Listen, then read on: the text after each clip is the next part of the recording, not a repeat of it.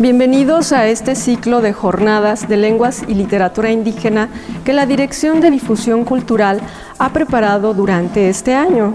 El día de hoy vamos a presentar, en el marco de la memoria de los 500 años de la conquista de México Tenochtitlan, la conferencia El maíz como pilar comunitario y ecológico de las culturas mesoamericanas, que nos va a impartir la maestra Fleur Gottenfach, quien es maestra en Ciencias Políticas en Sciences Po París, Instituto de Estudios Políticos, con especialidad en estudios ibero-latinoamericanos.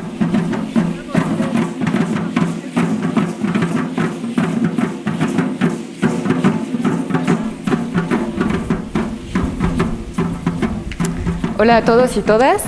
Quisiera en primer lugar agradecerle al Instituto Politécnico Nacional por recibirme aquí en sus instalaciones y en particular a Ana Luisa por haberme invitado aquí a hablarles del maíz, pues, y a ser parte de esas jornadas de lenguas y literatura indígena.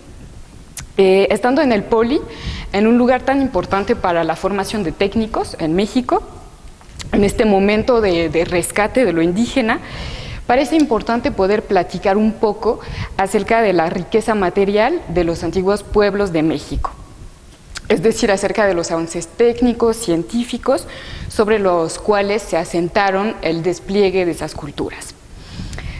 Son técnicas que ahorita nosotros en México pues heredamos, que son muy valiosas para los pueblos de México, claro, pero también para la humanidad, pero que a pesar de que puedan seguir desarrollándose en numerosas comunidades campesinas indígenas del país, pues están hoy en un peligro de desaparición. Este punto es importante porque ese tema, además de encontrar sentido, ese tema del maíz, además de encontrar sentido, pues aquí estando en el Poli, en el marco de esas jornadas, también adquiere sentido en ese 2021, en el cual estamos recordando pues la conquista de México Tenochtitlan. Estamos a 500 años de ese evento histórico. Realmente lo que ocurrió en esta fecha, a partir de esta fecha, fue un largo proceso de invasión y de destrucción de las culturas mesoamericanas, de sus bases materiales, de sus formas de organización social, de sus creencias, de sus territorios, etc.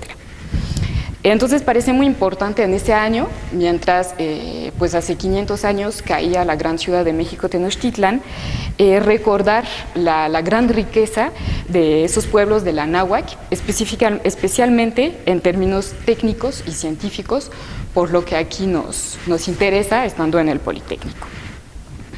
Entonces, bueno, sin duda, una de las grandes riquezas material, técnica y científica de esos pueblos fue el maíz nativo. Ese mismo maíz que hoy se encuentra realmente en el centro de una disputa entre, diría, por un lado, las numerosas comunidades campesinas e indígenas del país, que están siendo apoyadas por intelectuales, investigadores, estudiantes, poblaciones urbanas, etcétera, que están realmente pues, defendiendo ese gran legado prehispánico para la humanidad. Y por otro lado, pues están unas grandes corporaciones, sobre todo extranjeras, que buscan hacer de este maíz una fuente de ganancia y que por eso en medio pues lo están degradando bastante. Entonces, lo que pienso que podemos decir es que el cultivo del maíz nativo es a la vez, por una parte, un muy buen ejemplo del gran ingenio de los pueblos de Mesoamérica. Pueblos que pues lo desarrollaron, lo crearon y lo desarrollaron. Ilustra muy bien el nivel de creatividad y también de capacidad técnica y de comprensión científica de su entorno que tenían esos pueblos. Y a la vez, por otro lado, desgraciadamente, también el maíz es un muy buen ejemplo del proceso de destrucción cultural que padecen esos pueblos con la llegada de los españoles y pues que sigue hasta hoy. En efecto, para dar algunos datos, con la llegada de los españoles, bueno, se ve como bastante marginalizada la producción milpera. Eso dura durante todo el periodo colonial y sigue en el primer siglo del México independiente.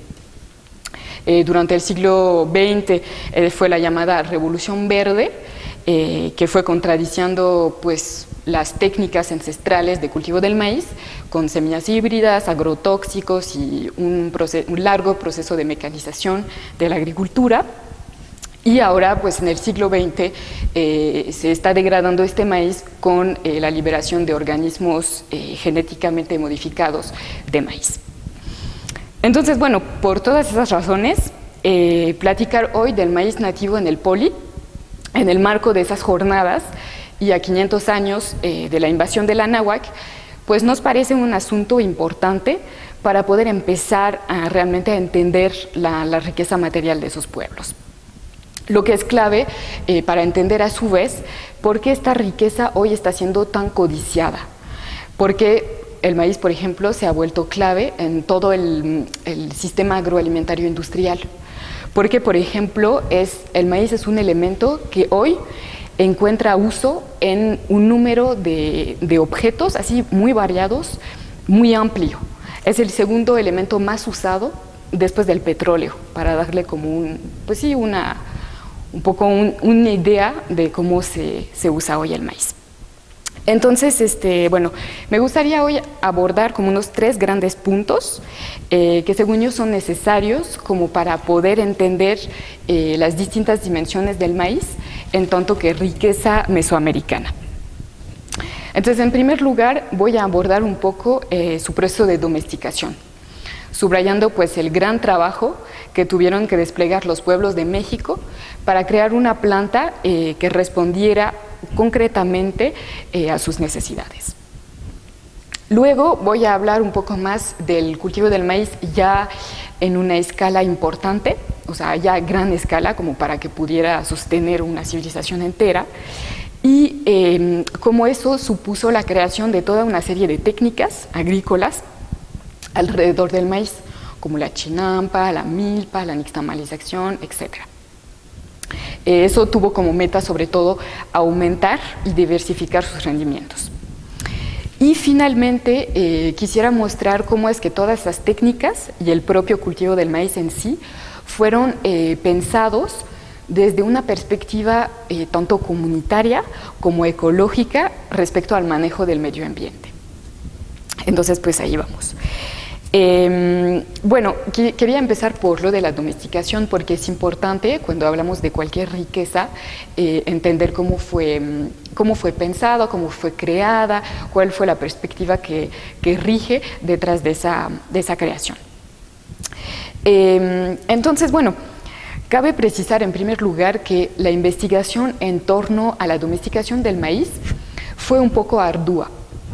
Esto se debe a que, a diferencia de otros cereales de zonas templadas, como lo puede ser el trigo o el arroz, el maíz no posee antecesor silvestre directo, no existe maíz silvestre, mientras que sí existe arroz silvestre o trigo silvestre. Entonces, eso dificultó mucho el rastreo de su domesticación. Sin embargo, pues en los últimos años parece que la comunidad científica sí ha llegado a un acuerdo al establecer que fue el teocintle, una planta que crece de manera silvestre en México, que fue el ancestre del maíz.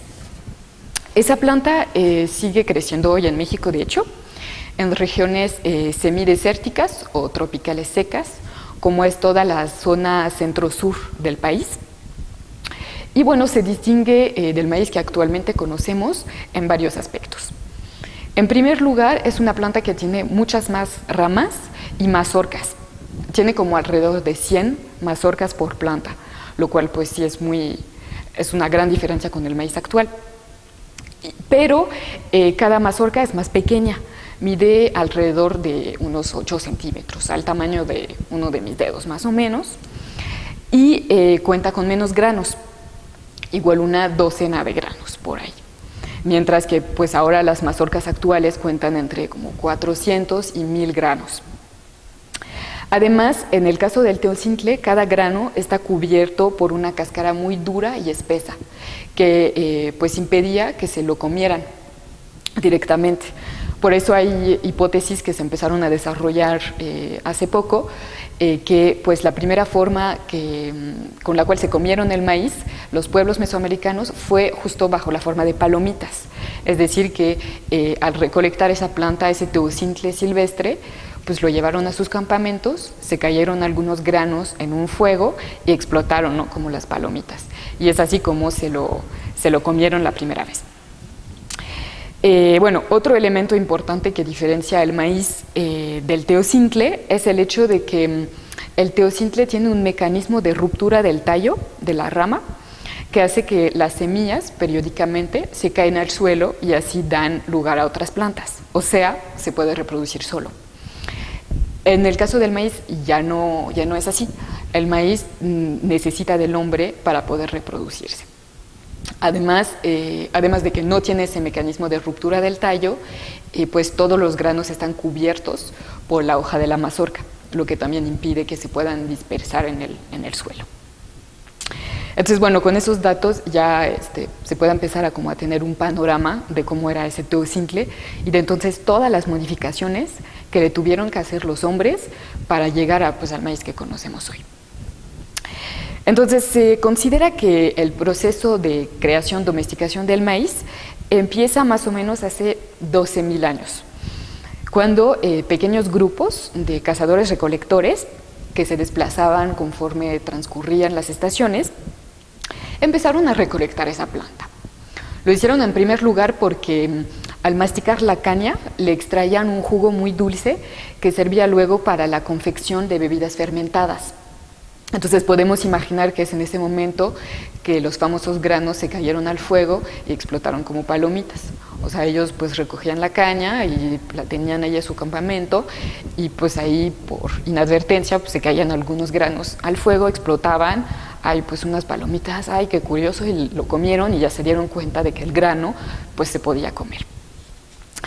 Entonces pues al convivir con esa nueva planta que traían a sus campamentos, pues pudieron juntar como una serie de informaciones acerca de sus necesidades, de su ciclo reproductivo, de cuánta agua necesitaba, de cuánto sol.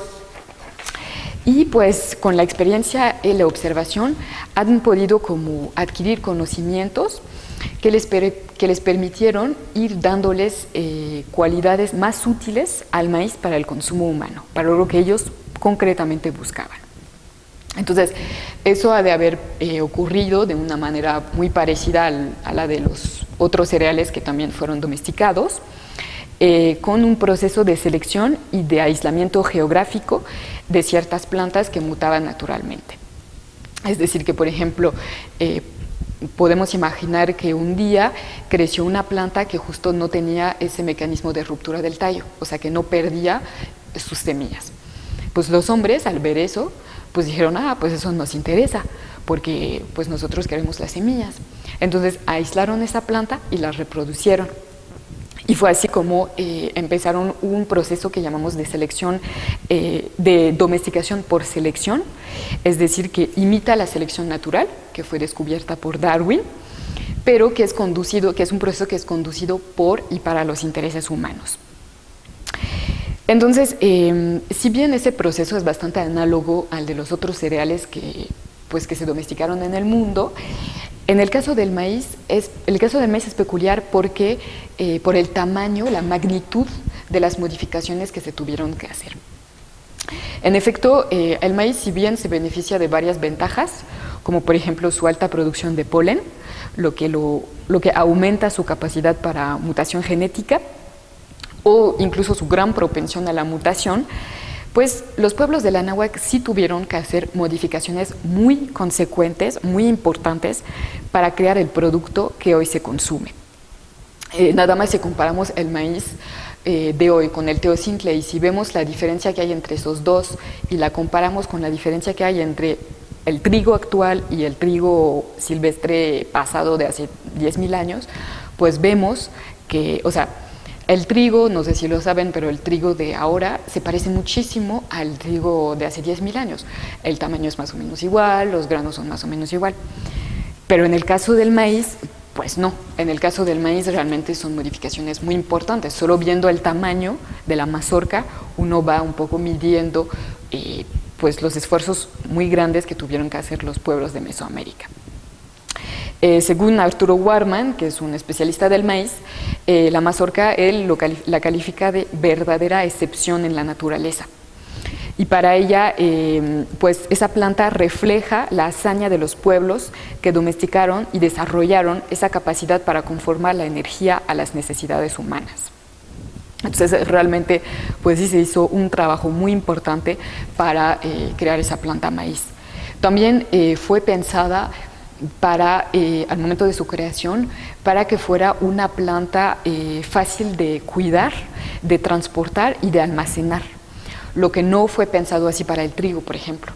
El trigo es una planta que es bastante difícil de almacenar, porque conserva mucha humedad, entonces hace que se pueda pudrir muy fácilmente. También es muy difícil mantener alejados los insectos del trigo.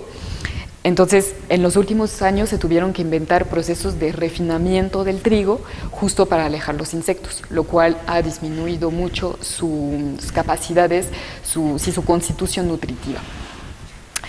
Entonces, bueno, el desarrollo del maíz como tecnología es pues sorprendente por ser extraordinario.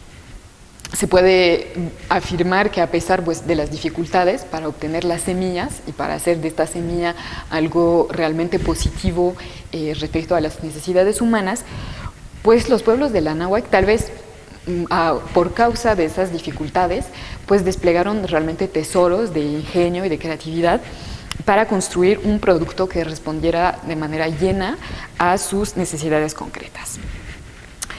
Entonces, para ubicar un poco el lugar de ese proceso histórico, bueno, no se sabe bien dónde empezó tal proceso. El indicio más antiguo que tenemos de la domesticación del maíz se encuentra en un refugio rocoso cerca de Iguala, en el estado de Guerrero, México. Sin embargo, como no crece el teocintle de forma silvestre en este lugar, pues eso hace pensar que más bien el teocintle fue recogido y domesticado en otro lugar y luego llevado al estado de Guerrero. Entonces, las opiniones están un poco polarizadas entre, por un lado, hubo lo que llamamos una domesticación unicéntrica, es decir, en un solo lugar, en la región sur del río Balsas, en el estado de Guerrero, y al contrario, los que afirman que más bien esa domesticación ocurrió en varios lugares a la vez, lo que según ellos permitirá dar cuenta de la gran diversidad de maíces que justo hoy conocemos. Es un poco difícil tener una perspectiva clara al respecto porque realmente esa cuestión tiene un fondo político muy denso. Por ejemplo, esa cuestión fue central en la promulgación en el 2005 de la Ley de Bioseguridad, que también fue llamada Ley Monsanto, porque esa ley fue definiendo las zonas en el país consideradas como centros de origen.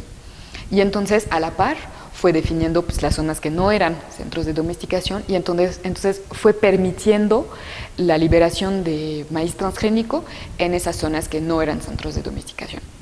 Entonces realmente este debate pues impide, bueno, no que impide, pero pues tapa un poco la visibilidad en cuanto a esa cuestión, ¿no? Además de que, claro, hay una ausencia de datos antropológicos y arqueológicos que permitiera pues tener toda claridad.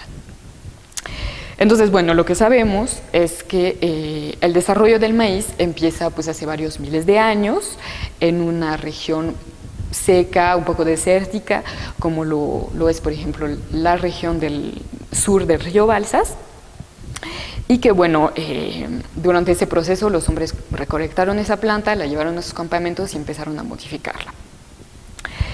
Para documentar la continuación del proceso, unos buenos documentos son los que provienen de las excavaciones que realizó un arqueólogo estadounidense que se llama Richard McNish en el Valle de Tehuacán, Puebla. Él hizo esas excavaciones en los años 60 con el apoyo de varias personas, entre las cuales el famoso arqueólogo mexicano Ángel García Cook. Y bueno, hizo varios descubrimientos que nos ofrecen como una secuencia histórica del tránsito a la vida sedentaria, que ocurrió justo mediante el desarrollo de la agricultura. Más o menos nos ofrece una secuencia que va de 7.000 años antes de Cristo a 1.500 años antes de Cristo. Entonces, lo que él nos dice es que al principio de ese periodo, o sea, cerca de 7.000 años antes de Cristo, pues la población vivía en campamentos semipermanentes y bueno, se desplazaban en función de la temporada seca o de lluvias. Y pues eso, claro, impedía el desarrollo de una agricultura fija, ¿no? Compleja. Razón por la cual pues el teocintle maíz solo representaba un 10% de su dieta.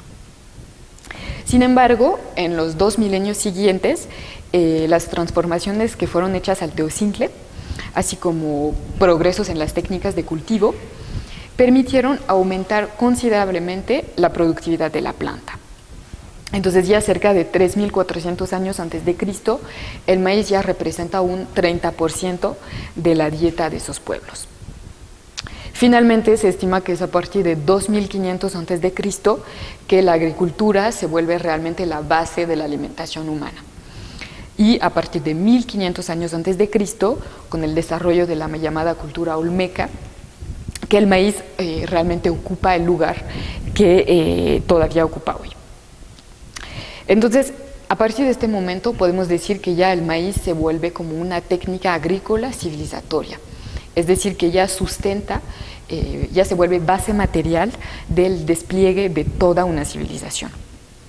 Y bueno, ya vimos que alcanzar ese punto, pues sí supuso un trabajo humano muy importante, tanto para la creación misma de la planta, su domesticación, como para ya irla desarrollando, como para que pudiera nutrir pues toda una población ya extensa, ¿no? Entonces, bueno, es a partir de este momento que se consideran a los pueblos mesoamericanos como pueblos del maíz, porque justo ya lo logran reproducir a una gran escala como que para que pueda ser la base de su civilización.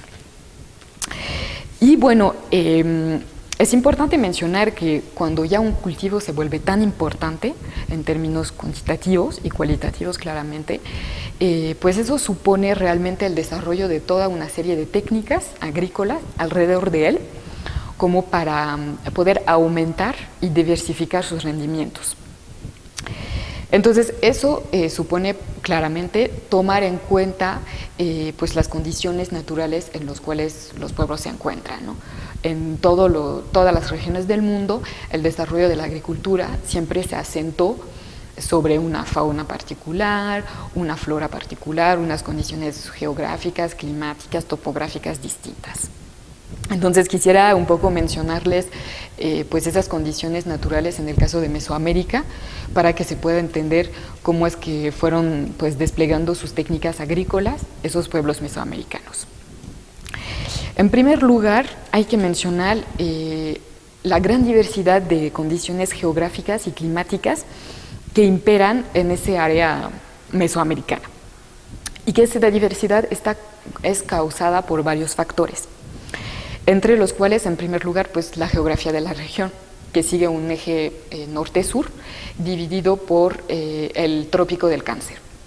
Entonces, eso hace que haya una gran diversidad de climas, principalmente áridos y semiáridos en el norte y húmedos y semihúmedos en el sur. Además, pues 3/4 de las fronteras de este país que hoy conocemos como México son costas y la masa continental es muy estrecha. Entonces, eso hace que haya una fuerte influencia oceánica en todo el país, lo que genera, pues claro, una gran diversidad de microclimas, ¿no? Además, la corteza terrestre de este territorio es muy accidentada. Con la mitad de las tierras se ubican a más de 1.000 metros de altura. Entonces, pues ese conjunto de condiciones realmente sí fomenta una gran diversidad de climas, lo cual se ve reflejado, por ejemplo, en el hecho de que en México uno se puede encontrar con condiciones climáticas muy distintas en zonas separadas por apenas 1 kilómetro. O en el hecho también se ve reflejado que México hoy posee el 7% de las llamadas ecorregiones del mundo. Y bueno, claro, o sea, la variable climática pues es clave en el desarrollo de la agricultura, ¿no? Porque de eso va a depender pues de qué tanto el campesino tiene que adecuar sus semillas, sus técnicas de cultivo, pues todas sus plantas. O sea, es una variable que realmente cualquier campesino le dirá que es clave. Entonces, pues en el caso que nos ocupa, esa diversidad geográfica y topográfica, pues se vio expresada en la multiplicidad de especies cultivadas y también en la multiplicidad de razas y de variedades en el seno de cada especie. Que justo fue pensado esa variedad para superar la dificultad de una variedad climática y geográfica.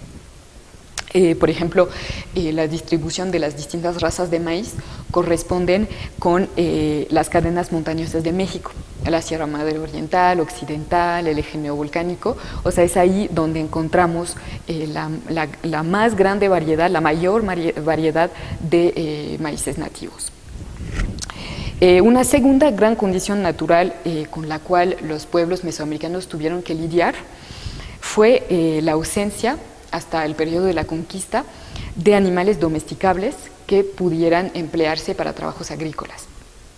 Solo se pudo domesticar dentro de la fauna local al guajolote y al perro. No porque fueran tontos los pueblos mesoamericanos, sino simplemente porque no había, o sea, no había más animales que se pudieran domesticar.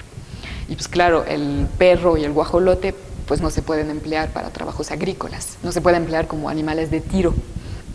Lo que sí fue en Europa, en el continente eurasiático, sí se empleó muchísimo el uso de animales, de la vaca, del buey, del caballo, para trabajos agrícolas.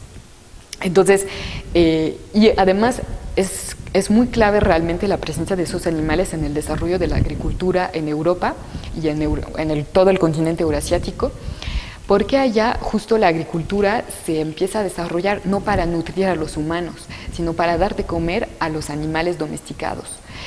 Mientras que en Mesoamérica pues se desarrolla la agricultura para las necesidades de los humanos. O sea que hay dos finalidades totalmente distintas. En Europa tienen animales, se necesitan pues darles de comer, entonces se empieza a cultivar el trigo, otras cosas que había, la cebada, etcétera. Y entonces, pues no hacen tantos esfuerzos para modificarlo, ¿no? Porque simplemente se va a tratar de alimentos para animales. Entonces, pues realmente sí, el cultivo de plantas es muy distinto a cómo fue pensado en Mesoamérica, donde tuvo como meta principal la alimentación humana y la reproducción de la comunidad. Entonces, esta característica natural del náhuatl, la falta de ganado potencial, propició pues el despliegue de una agricultura principalmente llevada a mano mediante un trabajo de tipo comunitario, con una posesión en común de la tierra y una repartición igualitaria de los productos del trabajo, y pues que necesitaba de pocas herramientas, entre las cuales contamos, por ejemplo, la famosa coa. Entonces, bueno, pues Arturo Warman, que también citaba hace un rato, resaltó en este sentido que la facilidad de elaboración de productos a partir del maíz pues dio la posibilidad de un consumo directo por parte del campesino sin la mediación de una compleja división del trabajo, lo que fue un elemento que también socavó la comunidad en Europa. O sea que pues sí, en Mesoamérica se desarrolló una agricultura que tenía como meta la reproducción de la comunidad, lo que no fue el caso en Europa. Entonces, bueno, ya tenemos como algunas determinaciones de esas condiciones naturales frente a las cuales se encontraron los pueblos mesoamericanos. Luego me gustaría mencionarles también rasgos particulares del maíz que fueron determinando como las técnicas que los pueblos tuvieron que desarrollar alrededor de él. Bueno, en primer lugar, el maíz tiene raíces muy extensas, entonces eso hace que no se lo pueda sembrar mucho en un pequeño territorio, sino que se le tiene que dar mucho espacio.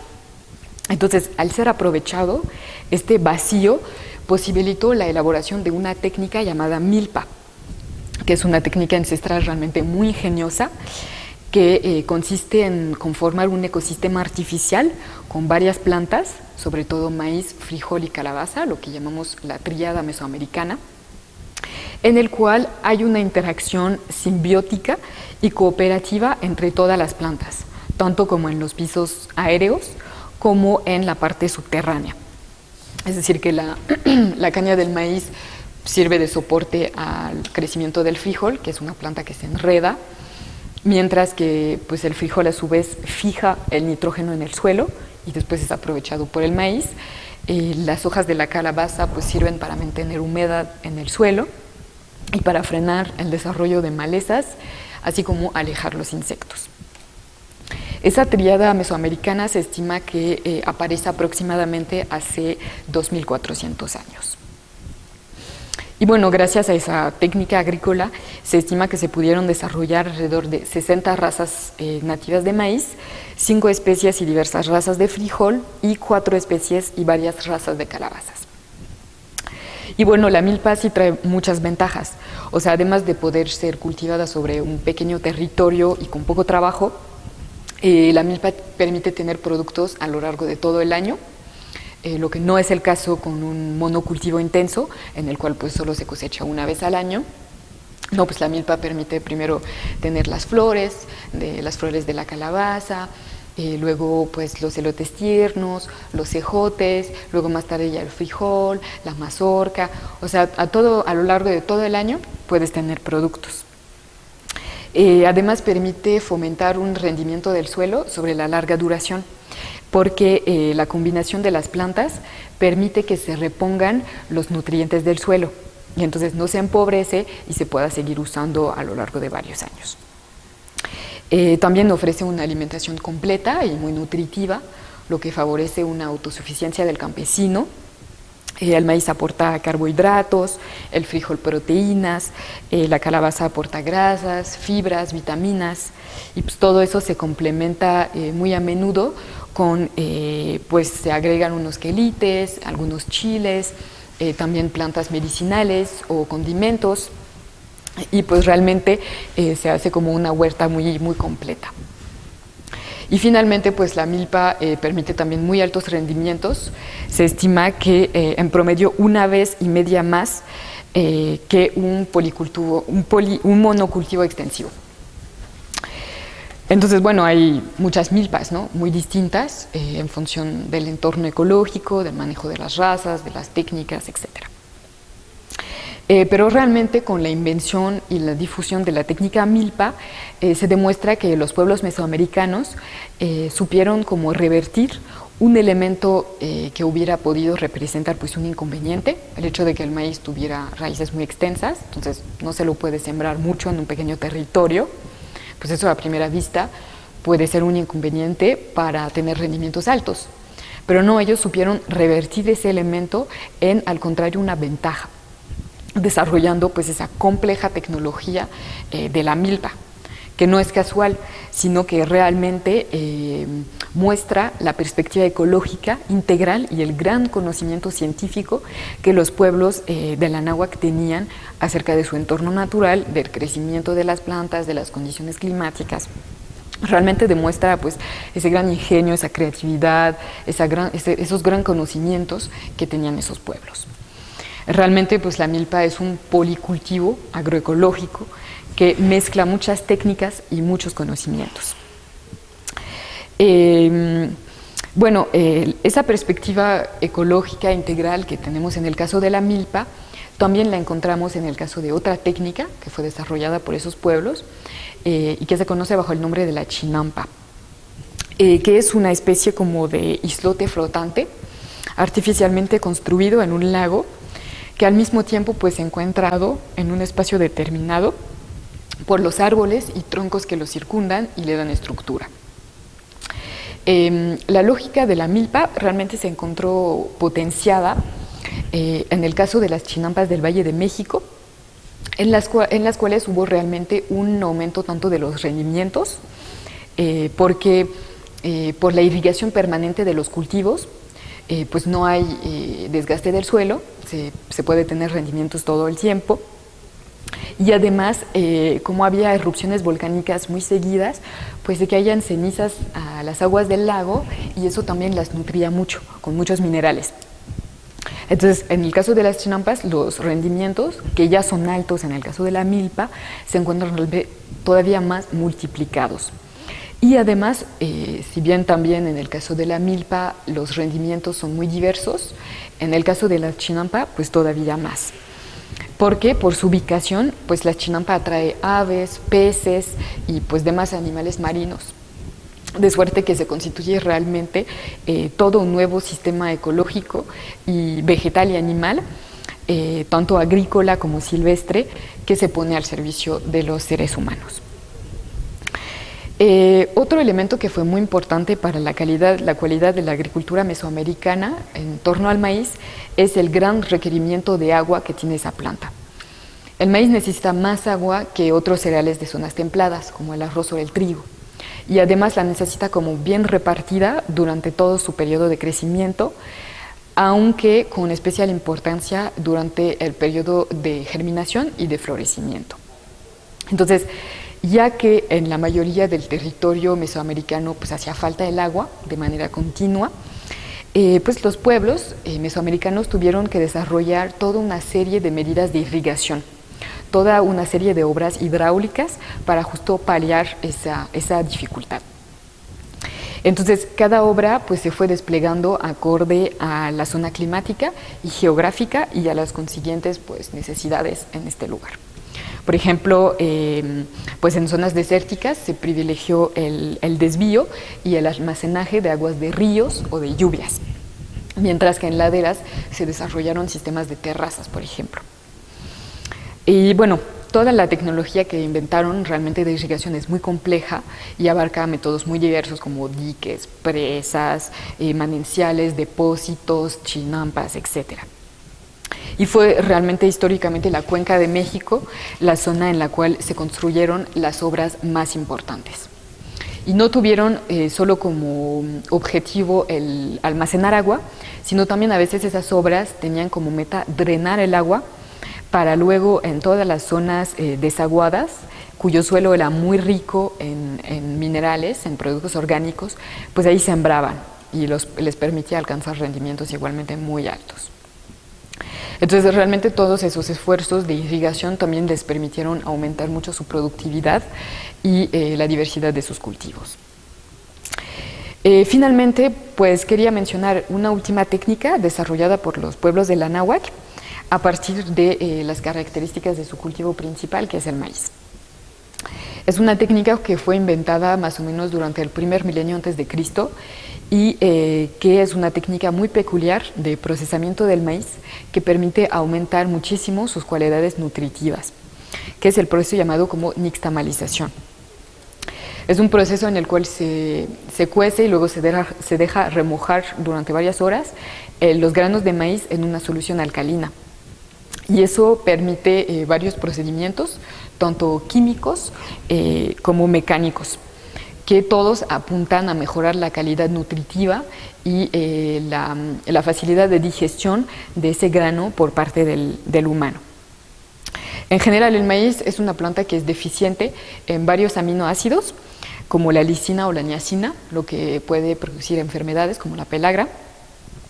Pero con la nixtamalización y el hecho de dejar reposar los granos en esa solución alcalina, pues el maíz empieza a fermentar y con eso absorbe calcio. Y todo eso aumenta su valor nutritivo en aminoácidos. También permite una liberación de la niacina, que es también conocida como vitamina B3, y permite como un desprendimiento de la cascarilla del grano, lo que también facilita que fuera absorbido por el cuerpo humano. Entonces realmente la nixtamalización ayudó a una mejor alimentación y potenció muchísimo el desarrollo de las culturas y civilizaciones de Mesoamérica.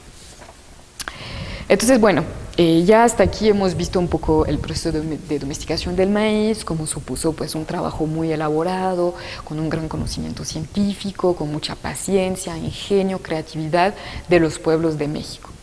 Vimos que ya que sustentara toda una civilización entera, no fue solo su domesticación y su reproducción, sino que se tuvo realmente que reproducir a gran escala. Y eso solamente fue posible gracias a toda una serie de técnicas agrícolas que permitieron aumentar sus rendimientos y diversificarlo. Entonces mencionamos la milpa, la chinampa, las obras hidráulicas y la nixtamalización. Entonces, bueno, ahorita me gustaría como subrayar cómo es que pues, la domesticación de ese cultivo, pero también la creación de todas esas técnicas, realmente solo fueron posible con una perspectiva tanto comunitaria como ecológica, holística. ¿Por qué digo esto? Pues en primer lugar lo de holístico, o sea, holístico en griego viene del griego holos, que quiere decir entero. Entonces, esos pueblos realmente, por ejemplo, para crear la milpa, pues necesitaban tener una visión integral, que tomara en cuenta todos los factores, necesitaban saber cómo cada planta funcionaba, pero también cómo es que cada planta funcionaba junto con las demás. Entonces realmente eso muestra una perspectiva del todo, o sea, se fijaban en el todo y no solamente en una cosa. Como en Europa querían sembrar trigo, pues sembraban trigo, pero no se fijaban que el trigo con esto y con lo otro, no. En Mesoamérica fue mucho más desarrollada esa perspectiva holística. También hablo de una perspectiva ecológica, porque igualmente su etimología en griego viene de dos palabras, de oikos, que quiere decir hogar, y de logos, que quiere decir lógica, lenguaje, razón. Entonces realmente esos pueblos también necesitaron entender la razón, la lógica de su hogar, o sea, de su entorno natural. Y pues igualmente en el caso de técnicas como la milpa, la chinopa, pues queda muy bien ejemplificado cómo todos esos pueblos pues sí entendieron muy bien de qué se trataba, o sea, cómo era conformado su medio ambiente, cómo ellos podían actuar sobre él y sacar provecho de ese medio ambiente. Y bueno, en último también habló de un carácter comunitario, porque pues se ve que igualmente en el cultivo del maíz y en el trabajo del maíz, en su reproducción, en su cultivo, también siempre se trata de un trabajo comunitario efectuado por comunidades, mientras que en el caso de Europa, por el hecho sobre todo de tener animales domesticados, pues más bien poco a poco se fractura la comunidad. Cada familia se empezó a aislar, pues teniendo su burro, su animal, y pues con este animal le bastaba para sembrar su parcela de tierra, y pues así es como la libraban. Entonces realmente poco a poco la agricultura en Europa fue socavando la comunidad, mientras que en Mesoamérica la agricultura siempre fue pensada para reproducir esa comunidad. Entonces está muy interesante cómo se conectan pues un carácter ecológico, holístico, con una visión comunitaria. Y son cualidades que a mí me parecen que son muy bonitas de la agricultura, cómo se ha desarrollado aquí en Mesoamérica y cómo se intenta seguir desarrollando en comunidades indígenas, campesinas de México. Y bueno, realmente esas perspectivas sí tuvieron buenos resultados porque permitieron pues el desarrollo del maíz, de una planta que es muy bien diseñada, que es muy variada, que es muy abundante y que tiene grandes capacidades nutritivas. El maíz es famoso hoy por poder crecer en climas muy distintos, secos, húmedos, fríos, calientes, etc. En América se cultiva sobre un territorio que se ubica entre Montreal, Canadá, y una zona ubicada a 1000 kilómetros al sur de Santiago de Chile. O sea, en casi toda América se puede sembrar. Se puede sembrar también tanto al nivel del mar como a 3000 metros de altura. Y se puede sembrar 2 o 3 veces al año, al contrario pues del trigo, por el cual se necesita una rotación de los cultivos porque desgasta mucho el suelo. Además, pues todos los rasgos de la planta pueden variar en función de lo que se necesita. Entonces hay una gran versatilidad del maíz que queda reflejada en la amplia gastronomía que lo usa como ingrediente principal. Y bueno, sí, pues este maíz tan rico, tan abundante, tan bonito, realmente es producto de esa visión holística, comunitaria y ecológica.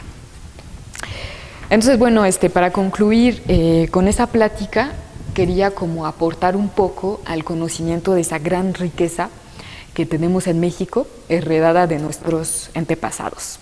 Y bueno, quería hacer como un recorrido desde pues, su proceso de domesticación, pasando por las numerosas técnicas que había alrededor de él, hasta mostrar con qué perspectivas se fueron desarrollando para que se pudiera como visualizar o tener un panorama como amplio de esa riqueza, ¿no? y de todas sus dimensiones. Pues sí, el maíz, o sea, Sí, una última idea es que a mí me parece importante hacer eso porque para mostrar que el maíz no solamente es valioso en tanto que es una técnica agrícola muy rica y que permite, que tiene muchas cualidades nutritivas, sino también porque permite y sostiene, además de que es fruto, de una perspectiva comunitaria, ecológica y holística. O sea, eso es muy importante para entender también por qué hay que defender el maíz, porque el maíz está vinculado profundamente con esa perspectiva. Bueno, pues ya estoy terminando, concluyendo esta ponencia que di hoy. Quisiera otra vez pues agradecer al Instituto Politécnico Nacional por haberme recibido aquí en sus instalaciones. Realmente fue muy honrada de estar aquí con ustedes y pues espero que les guste mucho la plática, que les despierte ganas de estar defendiendo a nuestro bonito maíz nativo y que les surja también muchas preguntas.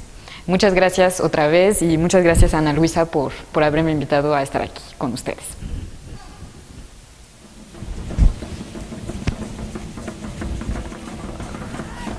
Pues te agradecemos mucho tu participación el día de hoy aquí en estas jornadas de lenguas y literatura indígena de nuestro instituto, y pues siempre eres bienvenida aquí cuando esta es tu casa, pues esta institución educativa, y pues muchas gracias.